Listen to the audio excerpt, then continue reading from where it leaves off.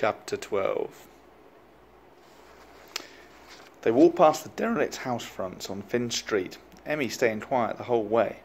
When they finally reached Finn's front door, he opened it and walked in, Emmy close on his heels, but as she stood in the narrow entrance hall, Finn could see her struggling to hide her massive disappointment as she realised the legend hunter's home was ordinary as any other house.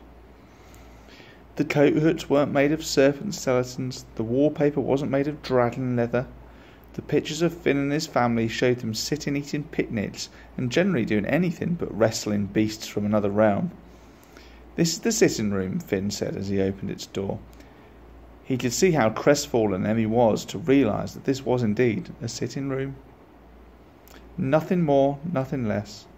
The same with the dining room, with its dining chairs and table, and the kitchen, and the utility room with its ironing board and an iron that could, at a pinch, be thrown at an onrushing legend. Although this clearly wasn't the ironing board's primary purpose. He could almost see what Emmy was thinking. This could have been any house, on any street, in any town. Finn couldn't help feel a little bit sorry for her. "There is something else," he said. Going to a small door, he squeezed between the kitchen and the dining room. A stranger might think it was a cupboard because there was seemingly no space for anything larger.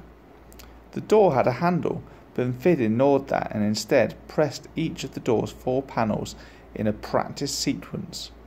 He made a bit of a show of it, enjoying this rare dose of power he felt from knowing he'd kept the best till last. "Ta-da!" he said with a flourish, and he immediately felt silly about saying it. There was the clunk of a lock opening, and with a little effort he pushed the door open with his shoulder and stood back so Emmy could enter first. She stepped through, peering into the deep dark that greeted her. Finn flicked a switch and a single bulb flickered just over their heads. Then the light raced along the ceiling away, illuminating bulb after bulb after bulb. It was not a room at all. It was most certainly not a cupboard. "This corridor," Emmy gasped, "is huge. It must take up a few of the houses next door." Finn gave her a look and she frowned for a moment, then gasped, "The whole street!" "Your house takes up the whole street? That's insane!" She gave him a shove in delight and disbelief. The hallway was narrow with high ceilings. The light bathed the faded brickwork, which changed in colour and texture every few metres, the street having been built one house at a time over many, many years. The entrance appeared to be the oldest part. "We just call it the Lawn Hall. It was like this lawn before I was even born," explained Finn. "Our ancestors started off with our house, where we still live, and over the years took over one house at a time, until we're the only ones here." Running along the length of the corridor right-hand side were closed doors, some wood and some steel, and each marked with a letter and number that would mean nothing to anyone who wasn't a member of the family. The first was T4, the second E1, and the third S3. The left wall was lined with large portraits, some reaching from floor to ceiling. The first few were dark and faded. In them the people wore metal armour, topped off with shoulder spikes, helmets with antlers attached, and they carried basic but fierce weapons, double-bladed swords, nets rimmed with steel, shields studded with blades. As Finn and Emmy moved slowly along the great corridor, the armour in the portraits grew increasingly modern and sleek, and the weapons changed from sharp instruments to guns. The paintings were mostly of men, but women began to feature as the paintings became more obviously recent. Each had a nameplate: Sean the Brave, Hugh the Stone-Headed, Ragnar Iron Trousers, Aileen the Powerful, Connor Red Skull, William the Surprised, Rachel the Stubborn, Rory the Esteemed. Each bore a striking resemblance to Finn. "They're my ancestors," he said, and Emmy looked at the portrait. "Weird names." "We don't get a surname at birth," Finn exclaimed. "We gain one. Each of these people is named because of something they did or their personality." "What's yours then?" asked Emmy. "I don't have one yet," said Finn. "So you're just Finn?" Until I get my legend hunter name, everyone at school thinks it's a bit strange not to have a surname. But it would feel strange for me to have one. Finn Smith, legend hunter. Doesn't quite work, does it? I suppose not, said Emmy. It occurred to Finn that he had never asked her an obvious question. What's your surname, anyway? Smith? Oh, Finn felt heart flushed through his face. Oh, don't worry about it. I can blame my dad for that one, said Emmy, who didn't seem too bothered and was already scanning paragraphs of text frames beneath each painting. She read from one. Connor Redstone, Darkmouth, Ireland. Active during the late 17th century. He once went 4 days without sleep whilst tracking down and slaying 24 legends who had entered through 3 simultaneous gateways. It is said he was so stained with blood it never properly washed off his skin.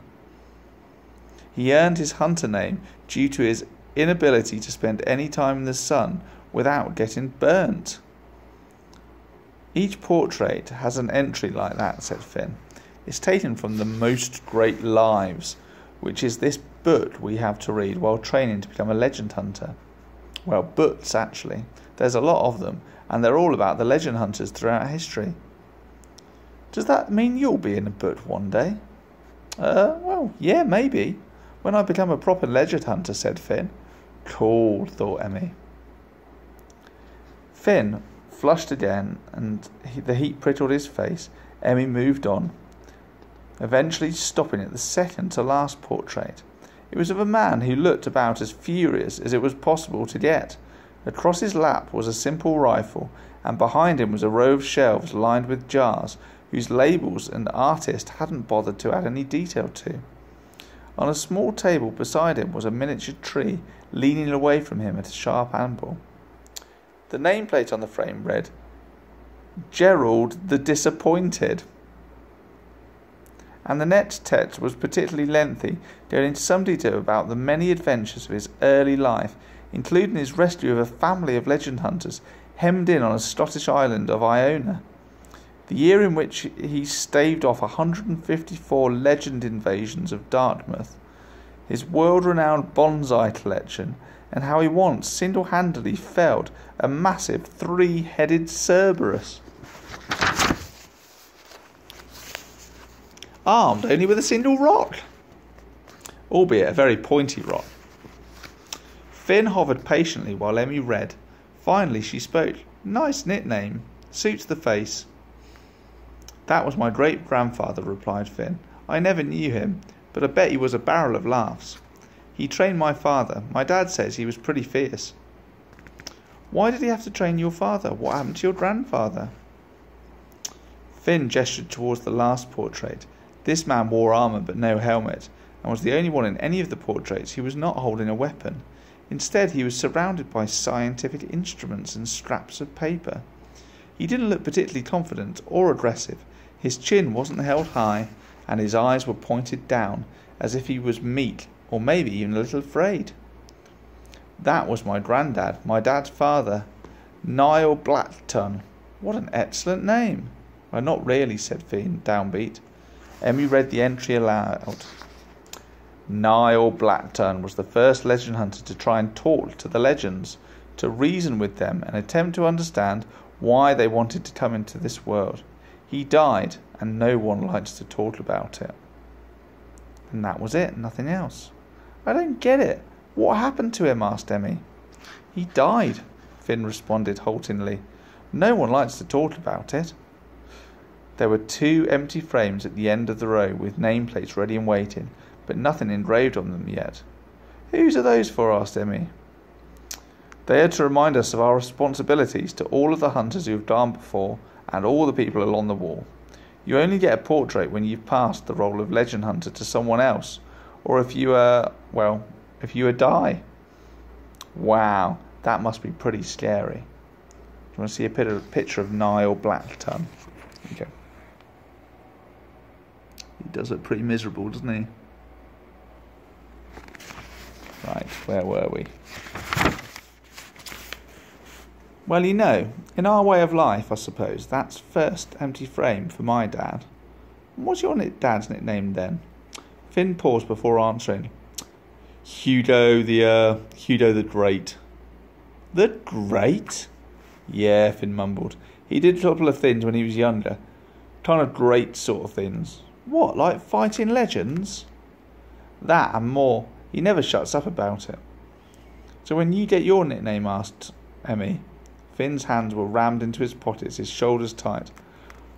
I have to do a thing called a completion first. It's a big ceremony. When? Finn didn't respond, but instead walked on towards the very end of the long corridor. The wall now empty of portraits on one side, but the door still lining the other. T1A4. Emmy tried one, but it was locked. At the end of the corridor was a large steel door with a wooden sign that read library. Finn hesitated for a moment and turned to head back the way that they'd come.